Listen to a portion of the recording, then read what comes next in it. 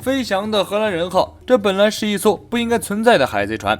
那是在几百年前，在一个惊涛骇浪的日子里，船长突然精神错乱，将船员一个接着一个的扔进水里，杀了个精光，甚至还亵渎了神灵。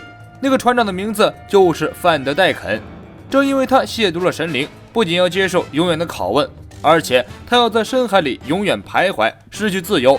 眼前这艘突然出现的破败海贼船，就是那艘被诅咒的船。正当众人深陷恐惧的时候，飞翔的荷兰人号上突然传来一阵阵低沉的声音。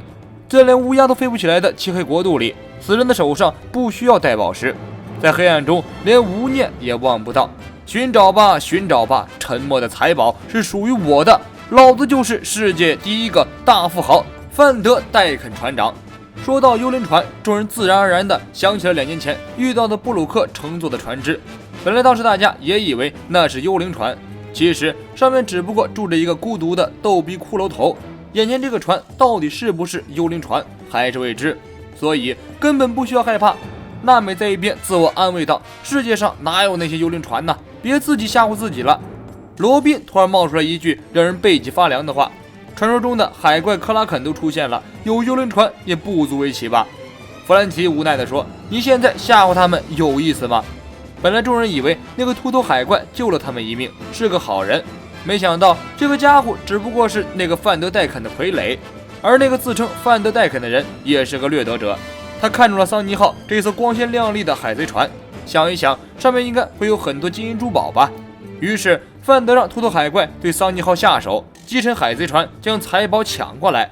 乌索普和乔巴吓得抱在一起痛哭。秃头海怪应了一声，一拳击向桑尼号。这巨大的拳头眼看就要将桑尼号击碎，突然从船的侧前窜出几条章鱼的触手。深海怪物克拉肯抓住秃头海怪，无数条触手变成拳头，将秃头海怪狠狠地捶了一顿。克拉肯把秃头海怪揍得奄奄一息。路飞的声音突然传过来，及时将克拉肯制止住。草帽团的人都看呆了，路飞和索隆、山治挤在同一个泡泡里，大叫着从深海中飘了过来，成功的回归到了桑尼号上。在刚刚的下降海流中，路飞和山治的泡泡突然破裂，危急时刻两人挤到了索隆的泡泡里，这才捡回了一条命。三人在海洋中与克拉肯产生激战，最后成功的将克拉肯驯服。路飞舒服的往桑尼号的草坪上一躺，感叹道：还是家里舒服，这一趟出走可谓收获丰富。桑尼号有了克拉肯这个保镖，安全到达渔人岛看来不是问题了。克拉肯听话的将桑尼号举起来，拖着桑尼号前进。前方突然温度急速升高，海底火山眼看就要喷发了，由于距离太近，火山一旦喷发恐怕会波及到这边。范德戴肯本来死死追着桑尼号，一看情况不妙，指挥秃头海怪和灯笼鱼拉着破船溜了。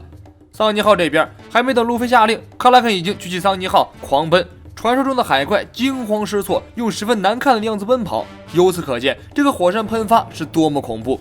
路飞趴在船舷边兴奋地说：真想看看火山喷发是什么样子。没想到这家伙话音刚落，一团高热量火柱由海底喷射而出，将黑乎乎的海底照得一片通亮。火山喷发带出来的岩浆流入海洋，附近的海水温度瞬间飙升，海水几乎都要被煮沸。现在待在海水里无异于在开水中游泳。草帽团给大章鱼克拉肯打气加油，你要是再不快点跑，就要变成煮章鱼了。章鱼哥一听，速度提高了一截。路飞突然口水飙了出来，他倒是很想尝尝煮章鱼是什么味道。不过章鱼哥飞速奔跑的小腿让路飞失望了，最终他还是赛过了奔涌而来的岩浆，跳入了一条深不见底的海沟里。娜美根据永久指针的方向断定，在海沟的下面就是渔人岛。章鱼哥带着桑尼号刚跳入海沟，岩浆随后就跟了上来。火山喷发引起了断崖泥石流，无数的巨石落入海沟当中。这样数量的巨石，桑尼号根本无法躲开。索隆想要冲开将巨石砍碎，却被罗宾拦了下来。这里是海底8000米，一旦离开泡泡，瞬间就会被水压给击扁。关键时刻，乌索普打出了一枚绿藻必杀星，种子触碰到岩石后，瞬间生长成一个巨大的海藻，将碎石稳稳地接住。正当众人为脱险而庆幸的时候，一块漏网之鱼掉了下来，直接敲晕了章鱼哥。一片黑暗之后，众人来到了海沟的底部，位于海底10000米深的陆地。草帽团向四周一看，发现这里虽然是深海，但却十分明亮，似乎有光源将这一片空间给照亮了。而在众人所在的海底沙地的正上方，有一个被巨大泡泡包裹的小岛。那边手中的永久指针直指那个地方，没有错了，那里就是他们此行的终点——渔人岛。从外面看过去，泡泡里的空间不仅有云，还有大树和土地，由此推测，里面很可能有空气存在。提到渔人岛，山治脑海中只有3个字：美人鱼。而一想到美人鱼性感的身材，山治的鼻血就止不住的狂飙，晕倒在地。山治拨开身边的乔巴和乌索普，哽咽着说：“与其无法实现梦想而苟活，我宁愿色眯眯地看着人鱼们，然后死去。”这时，一大群巨大的影子将桑尼号包围起来，那是巨型的海王类。路飞敏捷地观察到，在这些海王类的身上，好像还有人骑在上面。奇怪的是，海龟克拉肯看到那些人之后，吓得对下草帽团扭头就跑。海王类将桑尼号围在中间，并没有发起进攻。其中一个戴着帽子的人，胸口纹着阿龙海贼团的纹身，看起来不像是什么好人。那人神秘一笑，用带着矛盾的语气说道：“如果草帽团仅仅是阿龙的敌人，事情就好办了，直接干掉就好。不过偏偏草帽团为了救小巴，还揍了天龙人。一时间不知道该如何对待草帽团更合适。”戴帽子的鱼人十分嚣张，给了草帽团2个选择：加入新鱼人海贼团，成为他的手下，否则就会当场将他们干掉。路飞怎么会答应这种人的条件？看来少不了一顿混战。不过这里是海底1万米深的地方，在这里干架肯定是鱼人族占优势啊！娜美急中生智，让弗兰奇准备启动风来炮，就算是耗尽船上所有的空气也要逃走，要不然就有被团灭的危险了。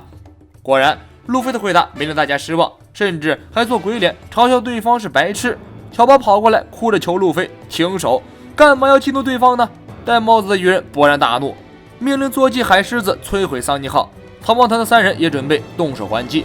乌索普向弗兰奇报告燃料已经补充完毕，弗兰奇立刻启动风来炮，船上的空气很快被消耗殆尽，镀膜急速收缩，将众人压在下面。桑尼号不负众望，冲进了渔人岛外层的泡泡。但是让大家没想到的是，渔人岛的设计是双层泡泡结构，第一层的泡泡中有空气，第2层泡泡中依然被海水包围，而且其中水流湍急。桑尼号刚冲进来，船上的能力者就失去了活动力，非能力者因为水流太急也无法自控，全团陷入重大危机中。不过好在有主角光环的加持，路飞几人也是有惊无险。等到大家再次醒来的时候，已经身在渔人岛了，而在他们身边的是老朋友人鱼凯米。不过安全到达凯米家里的只有路飞、山治、乔巴、乌索普，其他人却不知所踪，不知被海流冲到什么地方去了。路飞乐观地笑了笑，大家一定会有办法应对的。凯米的小鱼人朋友将路飞等人的衣服烘干送过来。凯米告诉大家，这里是人鱼海王的海底，是街上人鱼咖啡厅的女生宿舍。一听到女生宿舍4个字，山治血压逐步攀升，浑身燥热。他整了整领带，佯装镇定。乌索普和乔巴也敏感地发觉到了危险。果然，下一秒，凯米说出了更危险的话术：咖啡厅里有很多美女人鱼。山治一边流泪一边流口水，在马上要晕倒的瞬间克制了下来，硬生生将鼻血给忍住了。凯米带着大家乘坐海龟电梯四处参观。这个居民区名叫珊瑚公寓，凯米住在最下层，因为房租最便宜，能够照射到阳光的最上层房租最昂贵。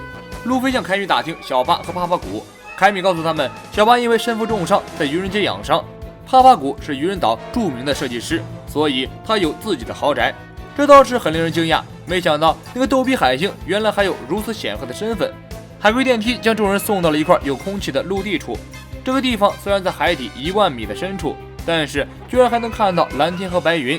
这时有其他的人鱼和凯米打招呼，山治听到女人的声音，只感觉浑身一颤，循声望去，一大群美女人鱼就在离他们不远的地方。这就是珊瑚大陆的人鱼海湾，人鱼聚集地，山治的梦幻天堂。山治激动的嚎啕大哭，四体横流的大吼一声，终于找到了自己的梦想之地，这就是我的奥布鲁。一位美女人鱼上前拉住山治的手，山治甚至不敢相信眼前的这一切事实，兴奋的同时又十分绝望，一直苦闷的自己突然能交上如此好运，大概是自己的生命要到尽头了吧。所幸山治喷鼻血的毛病似乎得到了治愈，即使是纵身跳到美人鱼中间，他依然忍住了鼻血，这让草巴松了一口气。山治的血型比较特别，在这个渔人岛上很难找到和山治血型相匹配的人类血液给他续命。路飞告诉凯米，自己有一个非见不可的人，那就是前王下七武海慎平。2年前一别，一直未曾见面。乌索普很好奇，路飞干嘛非要见那个渔人七武海呢？路飞潇洒一笑，我们是朋友。乌索普吃了一惊，路飞和海贼女帝汉沃克是朋友，和前王下七武海鱼人慎平也是朋友。路飞2年前到底经历了什么？路飞和乌索普简单介绍了一下和慎平相识的经历。凯米告诉路飞，慎平现在不在鱼人岛。2年前，慎平辞去了七武海的职位，他和他的鱼人海贼团就无法再立足于鱼人岛了。后来，慎平带着海贼团离开鱼人岛，去到了别的地方。这时，凯米的朋友小人鱼们跑过来汇报，王国的船正路过这边，但是看不清上面乘坐的是什么人物。王国的船是很少见的，路飞等人又属于非法入境，凯米担心是来逮捕路飞等人的，于是招呼他们暂时藏起来。另一边，王国的卫兵找上了迷路的索隆，而娜美、弗兰奇、罗宾在鱼人岛的另一边安全登岛，正在四处寻找路飞一队人和桑尼号。来到凯米等人面前的是一艘巨大的王族游览船，一条巨大的鱼拖着游览船来到人鱼湾，从船上走出3个男性人鱼，他们是国王尼顿普的3位皇子。大皇子沙星向人鱼们打听非法入侵者曹旺滩的行踪，人鱼们谎称不知晓。3位皇子也彬彬有礼，没有继续追问。道了声谢之后，调转船头离开了人鱼湾。凯米和路飞等人正要松一口气，被美女人鱼抱在怀里的山治突然出了状况，压抑已久的兴奋爆发出来，喷出大量鼻血。皇子们立刻察觉到了状况，命令手下军队将路飞等人包围起来。另一边，之前围堵草帽团的鱼人族帽子男回到鱼人岛的不法地带鱼人街去见老大。这条身材魁梧的鱼人听说草帽团来了，兴奋异常，命令手下将草帽团带过去见自己。帽子鱼人立刻和手下行动，赶去鱼人岛寻找路飞等人。3人来到人鱼海湾，正好撞见了尼普顿的3个皇子以及皇族士兵包围了这里。3人不敢轻举妄动，不过这时候现场情况发生了突变，甚至出血量过大，需要立即输血。凯米告知乔巴，鱼人族和人类的血型是一样的，可以输血，只不过有一些状况。帽子男鱼人跳出来告诉路飞等人，自古鱼人岛就有一条法律，禁止给人类输血，就算鱼人族和人类的血型是相通的，也不会有鱼人给下等种族的人类输血的。而且讽刺的是，这条可笑的法律是人类自己定下来的。在鱼人族漫长的历史中，人类一直将鱼人当成是怪物一样的对待，并且拒绝和鱼人的血液混合。鱼人族的英雄费舍尔泰勒就是因为这条愚蠢的规定而死掉的。传奇人物泰勒不分种族奉献一生，是奴隶解放运动的第一人。不过在后来的一次战争中，泰勒失血过多，当时只要有人类肯为他输血，他就能活下来。但是人类无情地拒绝了泰勒，眼睁睁地看着泰勒死去。帽子鱼人告诉路飞，他们的船长霍迪琼斯特意召见他们，不如放弃一个不幸的性命，跟着他们前往鱼人街，加入新鱼人海贼团吧。帽子鱼人一番发言触及了路飞的底线，放弃伙伴性命，成为别人的手下，任人摆布。路飞也不和他废话，直接进入2档模式，一招喷气手枪将3个海贼鱼人放倒。帽子鱼人的贴身海兽扑过来，路飞使用霸王色霸气将海兽威慑住，海兽立刻温顺下来，不战而败。目前情况紧急，凯米直接劫持了王子们的车架龙宫号，带着路飞等人赶去镇上。据说那里有很多人类，大概可以给山治找到合适的血型。目前鱼人岛能够帮助路飞他们的只有凯米一个人，如果凯米的血型与山治吻合，他也会不顾法律全力帮忙的。不过说起来，尼普顿3位皇子实在没有面子，被人当着面劫走了座驾，而且无动于衷，丝毫不想反抗。沙星皇子好像也没什么脾气，用十分温柔的语气批评了窝藏非法入侵犯的几位美女人鱼。美女人鱼想解释一番，沙星皇子却话锋一转，无奈地告诉大家，草帽一伙是非常有名的海贼，和慎平又有交情，所以他们就算不通过入境审查，国王军也不会逮捕他们。3位皇子此行亲自找路飞等人，是有其他重要的事情，将慎平的口信捎给他们。我是谢幕君，咱们下期见。